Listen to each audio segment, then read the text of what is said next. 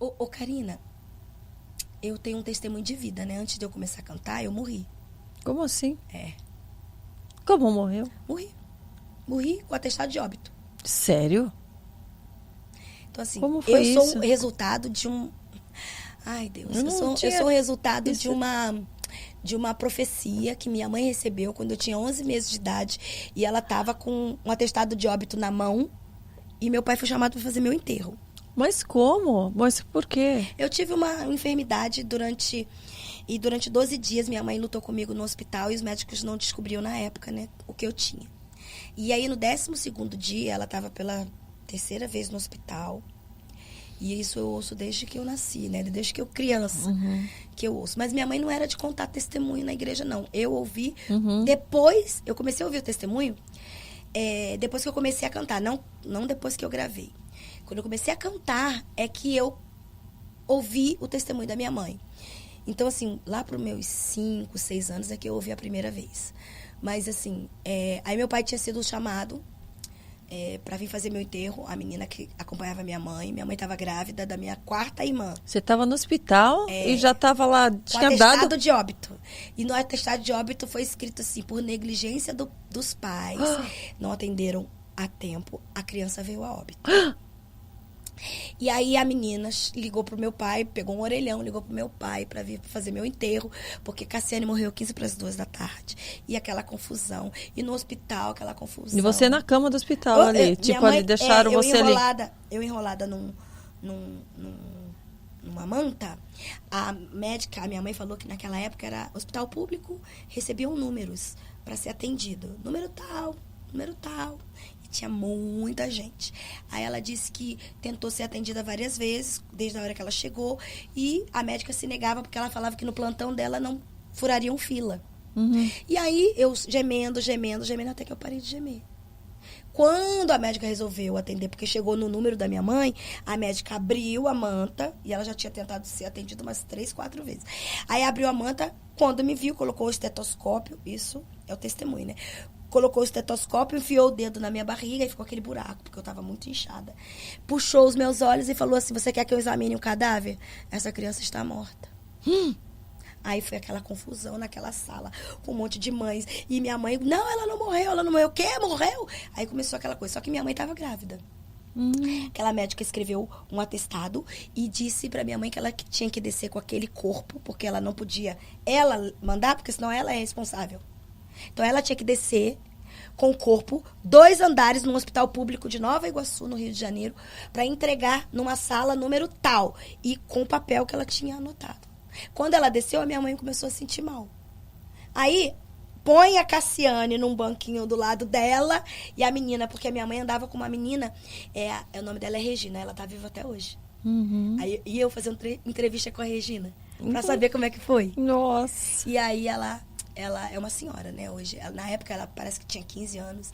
E aí ela falou, Cassiane, eu coloquei você do lado da sua mãe começou a passar mal, desmaiando.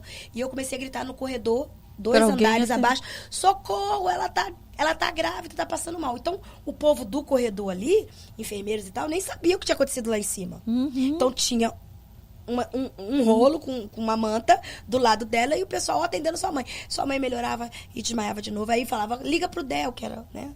Seu Del, que é o meu pai. Liga pro Del, avisa o Del. Aí, que horas tem? Aí, 15 para as 2. Fala que a Cassiane morreu 15 para as 2 e chorando e desmaiava. E vinham aí, verificavam a pressão dela. O que é aquele rolinho que tava do lado dela? Ninguém sabia, né? Aí a menina falou, Cassiane, foi uma luta ali.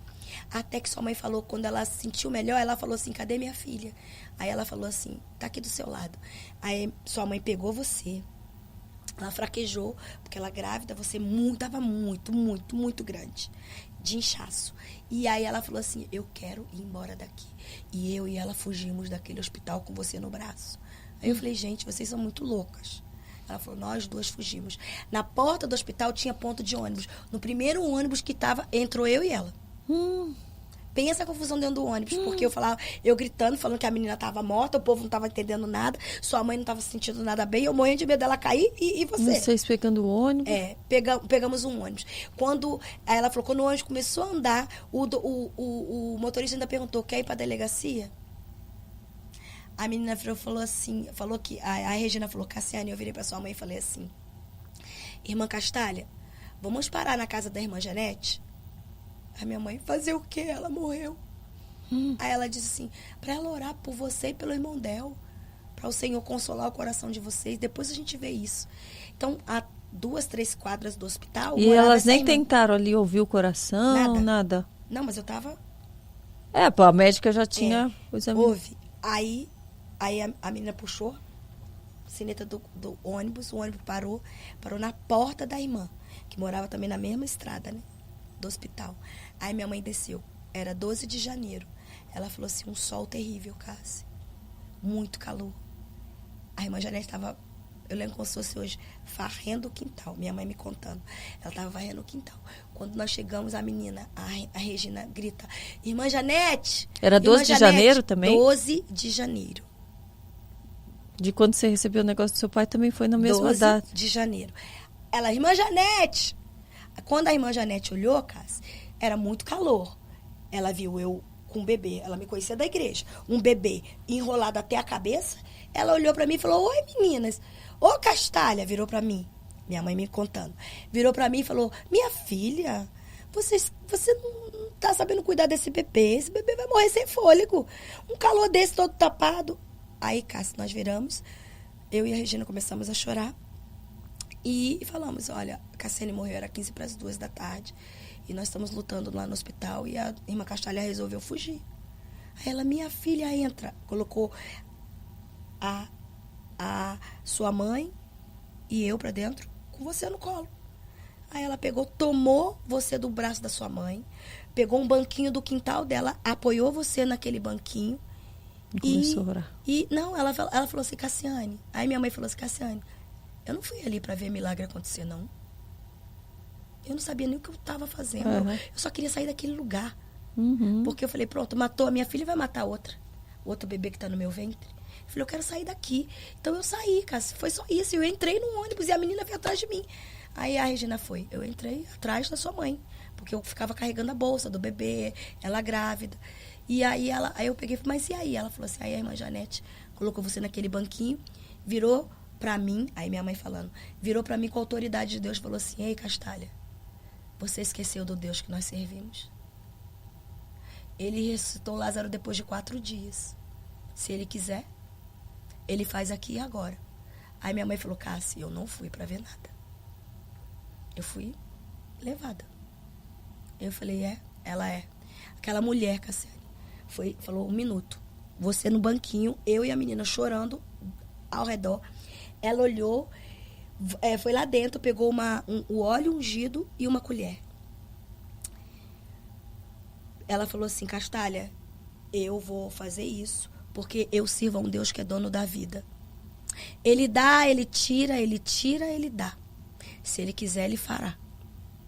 Aí minha mãe falou assim, mas irmã Janete, olha a hora. Já passava das 5 horas da tarde. Ela falou assim, eu vou orar. Ela falou, Deus, eu estou orando por esta vida, este corpo. O Senhor é Deus, o Senhor é dono da vida, o Senhor dá, o Senhor tira, o Senhor tira, o Senhor dá. Então, Deus, eu oro pela tua filha Castalha, pelo teu filho, irmão Del, e pela Cassiane, que está aqui. Aí Deus tomou ela em profecia. Tem um monte de gente que não crê, mas eu sou prova viva disso. Deus tomou aquela mulher, uma senhora, ela era líder do círculo de oração da nossa igreja, e falou assim para minha mãe. Minha filha, eis que estou devolvendo a vida a este botão. Cuida bem dele, porque ele não é mais teu, é meu. Em breve, este botão se transformará numa rosa, e esta rosa perfumará muitos jardins. E onde ela não for, eu enviarei a voz dela. E minha mãe falou que quando ela terminou, todo o meu corpo começou a tremer. Se estremeceu. E eu estava muito inchada. Durante 12 dias foram tomando toda a medicação e meu organismo parou. Eu não evacuava mais. E aí ela falou que parecia que alguém tivesse aberto dado como se fosse uma bola e furou a bola. E eu explodi. E Deus falou assim, estou devolvendo tudo novo a ela. Cuida, porque não é mais tua, é minha. Meu Deus. Com 2 anos eu comecei a cantar. Com 3 anos eu já tinha agenda. Meus pais nunca tiveram condições, mas quando meu Deus fala, Ele cumpre. Uma pessoa que não era nem da música, nem de gravadora, naquela época, resolveu me viu cantando. Resolveu investir. Não era dono de gravadora. Gravou meu primeiro disco. Quando esse moço, o nome dele é Natanael, ele era diretor, sabe do Pão de Açúcar, aquele ponto turístico? Uhum. Ele era diretor de equipe ali. E aí, quando ele gravou meu disco, ele me levou para apresentar. E aí, levou alguns LPs na época para mostrar e doar também para os amigos e tal. E eu sempre muito serelepe, correndo para lá, para cá. Aí, um casal de alemães gostaram de mim, pediram para tirar foto, pediram para filmar. E aí, eu lembro como se fosse hoje. Você crê que eu lembro o nome do homem? Sério? O Wilbert Fischer. Nossa. Aquele homem virou e começou a falar com, né, o dono, o que me gravou pela primeira vez. E aí ele chamou os tradutores, aí eles começaram a conversar. E aí aquele homem falou assim, ai, muito linda ela, a gente pode tirar foto. E tirei foto com um homem que eu nem sabia. E aí o cara que me gravou falou assim, ela é cantora. Cantora? Cadê? Aí mostrou o meu LP. E aquele homem falou assim, eu quero. E aquele homem comprou 4 LPs meu. Quando a gente estava indo embora, dentro do ônibus, indo embora para casa, eu lembrei a minha mãe. Eu falei, mãe... Ela falou, o que foi, minha filha? Eu falei, mãe, eu não fui para a Alemanha, mas a minha avó está indo. Olha. Aí minha mãe, Eu falei, não é o meu testemunho? Eu não fui para a Alemanha, mas a minha avó está indo para lá. O homem não comprou, mãe? Comprou meu disco. Aí minha mãe começou a chorar e aí ela Entendeu.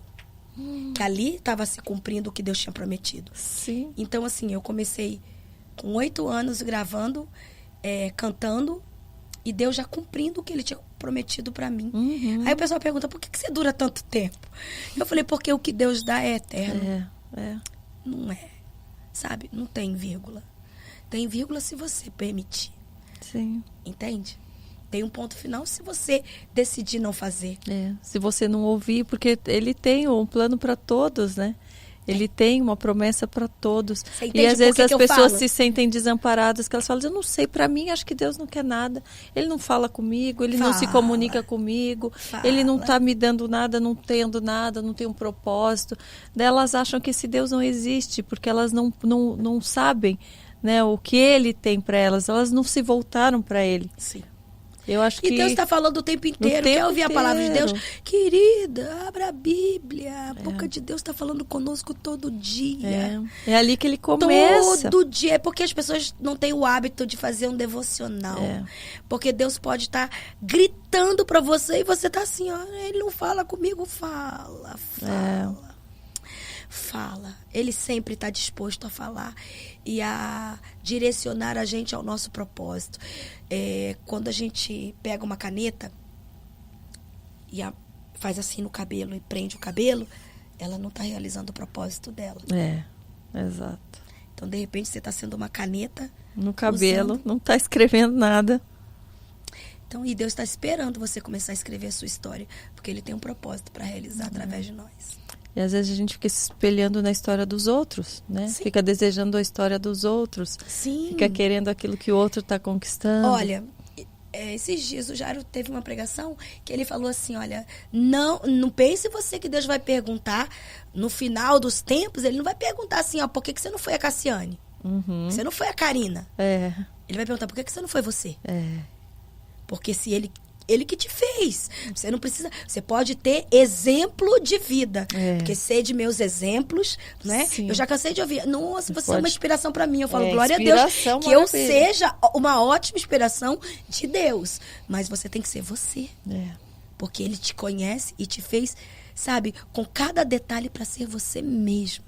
E o propósito é engraçado que a gente percebe que o propósito tem a ver com esses dons, com essas habilidades que ele dá para cada um de nós, né? Para aquele que é mais comunicativo, com certeza ele vai ser usado numa área que tem a ver com aquilo. Sim, é isso aí. E outra,